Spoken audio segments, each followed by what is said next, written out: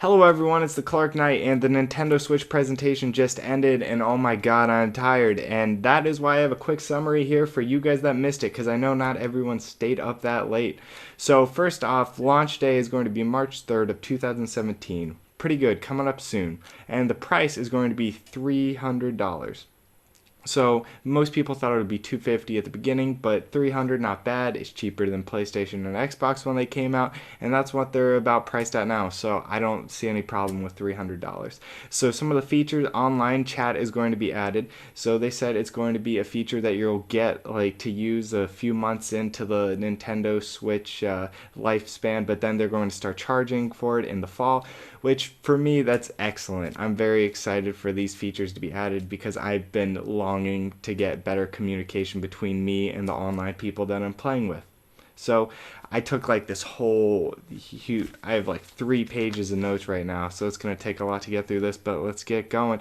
So first, NS, it talked, or the Nintendo Switch, it talked about the dock, and it talked about how it has TV mode, tablet mode, and on the go mode, which we all kind of knew. They talked about the battery life of the on the go move, and they said it was like 2.5 hours to 6.5 hours, which 2.5, that sounds pretty terrible, but that probably be for a big game like Skyrim that would really drain the Nintendo Switch. But I don't know, you can't plug it in as you play, kind of like a 3DS, but that's very interesting in my opinion. They also mentioned that multiplayer locally, you'll be able to do that on the go, and you can do it up to 8 people, which is pretty cool, which indicates maybe there's going to be some 8-person Smash action. But they talked about the Joy-Con controllers a lot. They were emphasizing those a lot. They kind of act as a Wii controller in the fact that you can do motion controls, but you don't have to be looking at the screen, which is something they emphasized. So there was this game they showed. The first game they showed, it was 1-2 switch, and they showed two cowboys drawing their guns and then firing at each other, and you'd pretty much do that with the controller. So the motion control, and then there's this advanced rumble that apparently there's rumbles on controllers now, but I think it's more advanced, and they gave you the example of like ice falling into a cup, and you'd be able to have that distinct feel, and then water going into the same cup having a different feel. So it's this advanced rumble that will make these games more fun.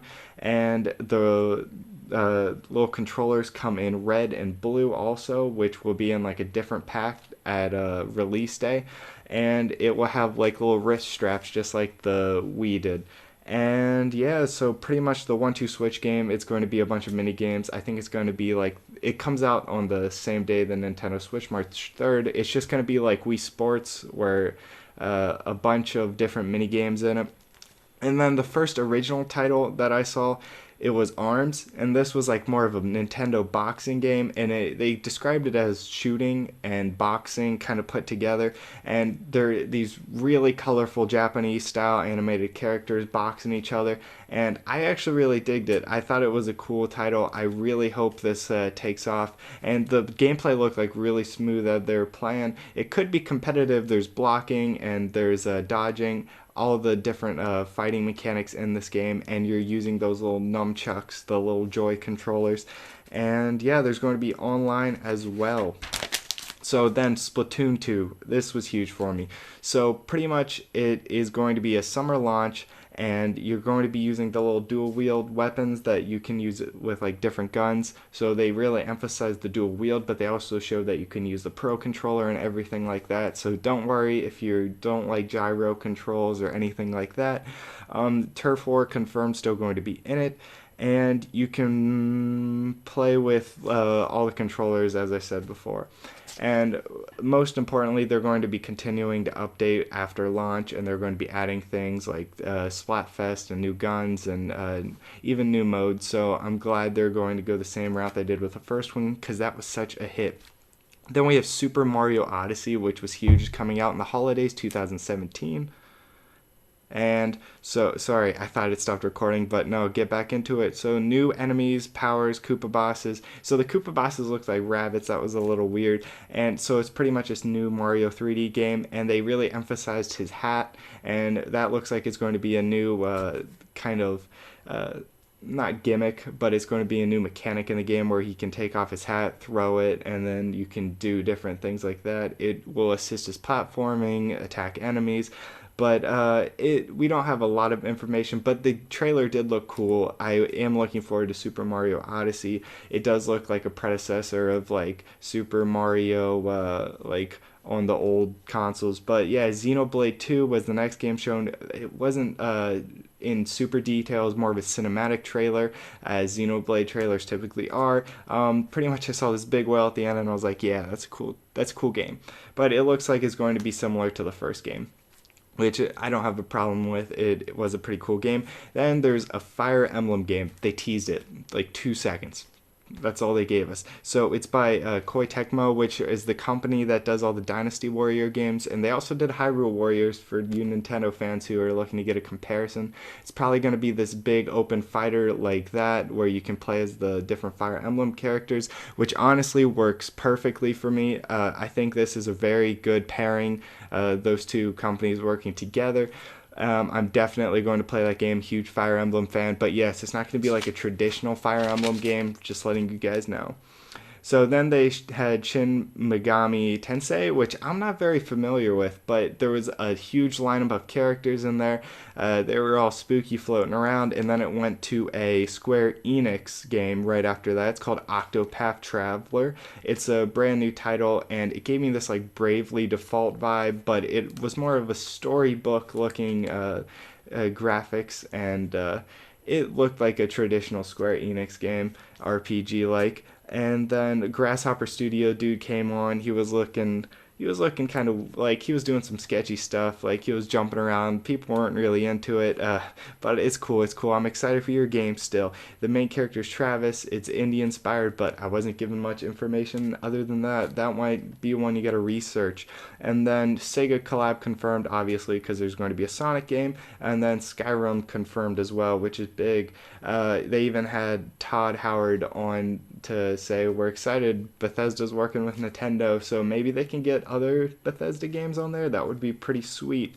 And then they confirmed FIFA, so that's going to be custom built for the Switch, which pretty much implies they're going to be moving towards a local and like more mobile friendly FIFA. And yes, then there was this big montage of games, and what I saw was the Lego games. I thought I saw Dragon Ball Xenoverse in there, and then some old school games like the old Street Fighter. So that kind of confirms that like the eShops bringing back all those old games, you'll still have that functionality. And then there was a racer. It kind of looked like F-Zero, but I don't think it is. It was nothing. But we if that was F-Zero and I missed it, I'll feel foolish.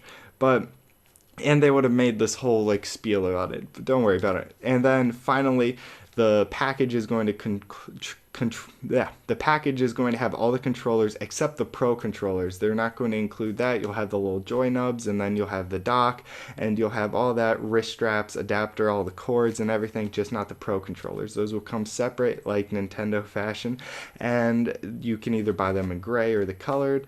And then at the end of it, they're like, you can try this out at like 6 different major cities, which, let's be honest, no one's going to do that because the lines are going to be huge. And then they showed the Zelda trailer. Oh my gosh, this looked fantastic.